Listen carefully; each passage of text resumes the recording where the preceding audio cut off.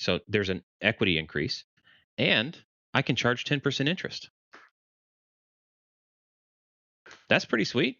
Earning 10%, that's better than most bank accounts.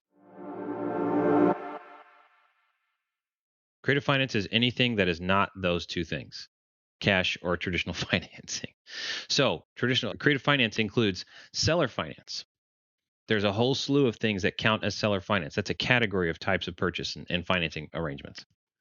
There is sub two, which is what we're mainly all about here, because there's an existing loan with an existing interest rate that the seller is willing to leave in place when they sell the property, because there's a mortgage or a deed of trust or a bond, whatever you want to call it, and there's the title to the property. They're two separate things. What happens is the property changes hands. Seller sells, buyer buys. Now title's vested in the buyer, but the debt stays in the seller's name. That goes on their credit report. That stays on their credit report. So if the buyer doesn't make payments, that lowers their credit score. If the buyer does make payments on time, which is usually what happens, then the credit stays or improves overall having an account open like that. That's the crazy stuff that has lots of legalities, lots of disclosures.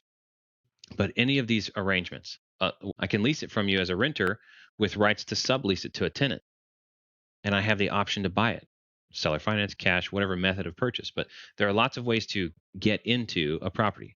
We'll talk about entry strategies and exit strategies. And every deal that comes across our desk, there's an entry and an exit strategy. They don't have to match. So I could enter on cash and sell on seller finance. Because if I've got $50,000 in the bank and I can find a cheap house that's livable and I can buy it cash for 50,000 and then sell it on seller finance. So my entry strategy is cash. My exit strategy is to sell on seller finance. I can sell for maybe $60,000 to somebody. So there's an equity increase, and I can charge 10% interest. That's pretty sweet. Earning 10%, that's better than most bank accounts. And it's backed by real estate. It's backed by an asset that I can force to sale if the buyer borrower doesn't pay me.